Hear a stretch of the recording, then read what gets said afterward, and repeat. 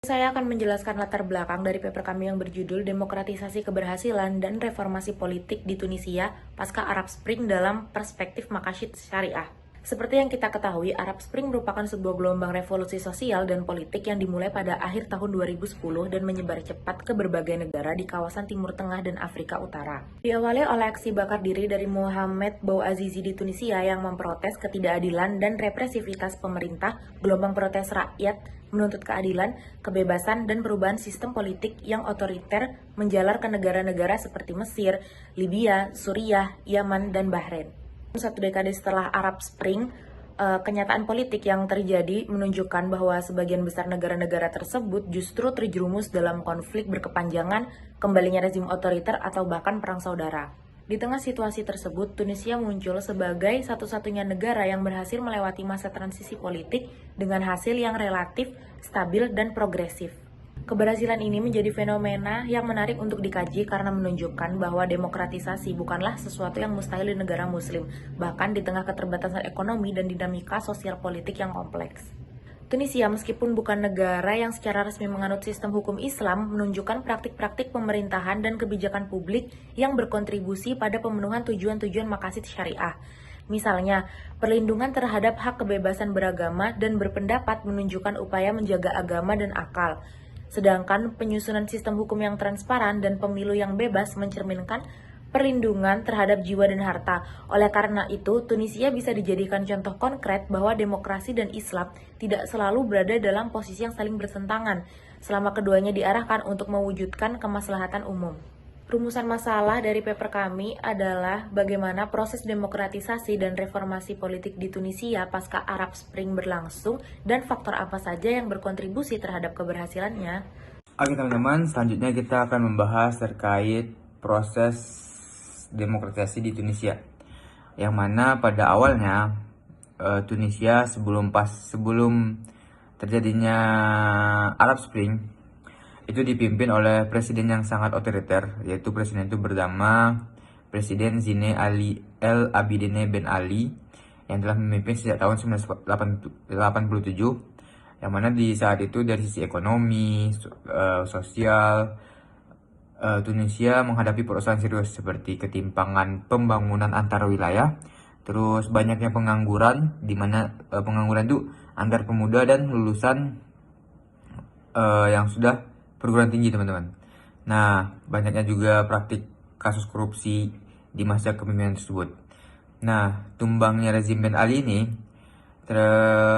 runtuhnya itu pada 14 Januari 2011, di mana kejatuhannya menandai berakhirnya era pemerintahan yang otoriter seperti itu.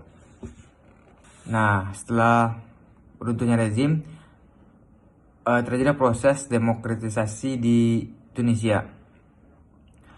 Pemerintahan sementara segera dibentuk dari pemilihan Majelis Konstituante dilaksanakan pada Oktober 2011.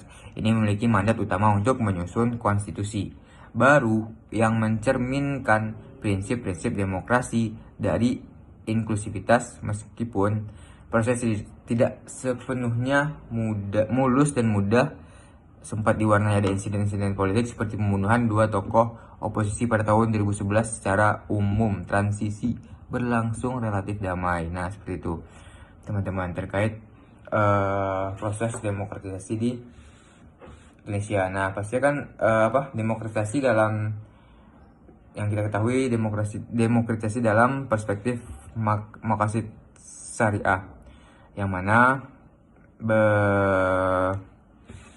demokrasi itu mencakup terhadap perlindungan terhadap agama, jiwa, akal, ulama, syariat Islam yang mencakup Indonesia yang disahkan pada tahun 2014. Misalnya menjamin kebebasan beragama bagi seluruh warga negara tanpa memaksakan satu tafsir keagamaan tertentu, sehingga membuka bagi agama lain untuk menunjukkan adanya komitmen dari hal tersebut. Pembahasan selanjutnya tentang faktor penyebab krisis di Tunisia.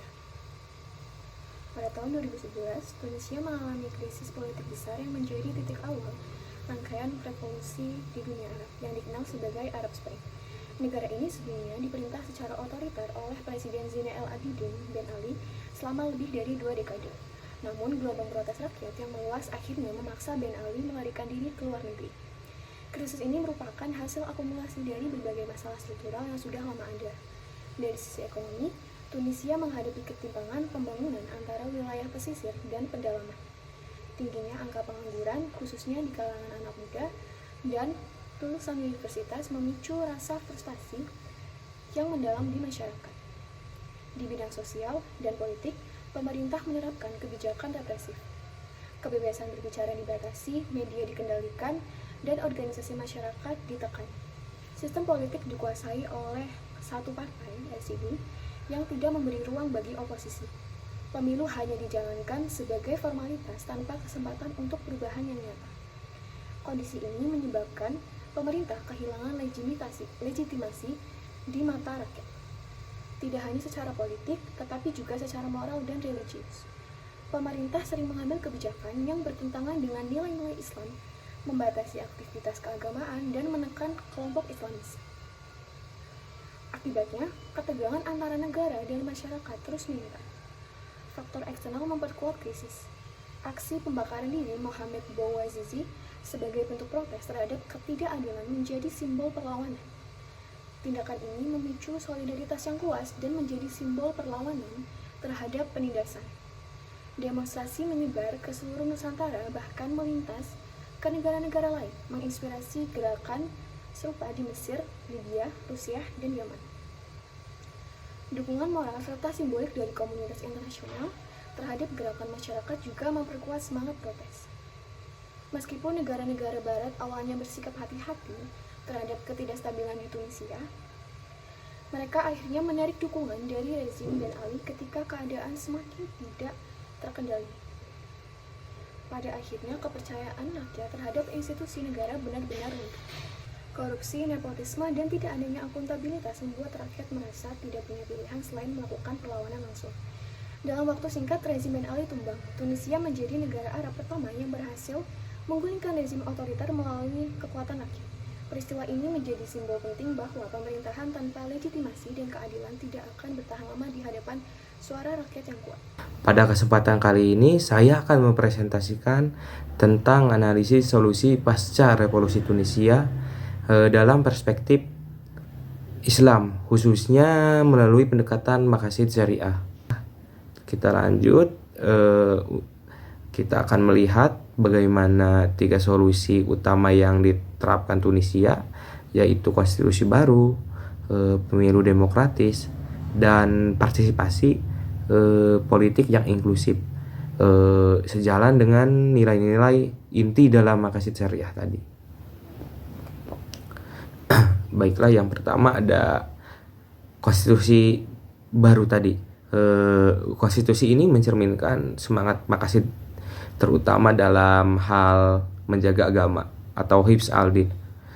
Konstitusi menjamin kebebasan beragama tanpa pemaksaan, yang selaras dengan prinsip bahwa keamanan harus didasarkan pada pilihan sadar, bukan tekanan dari politik.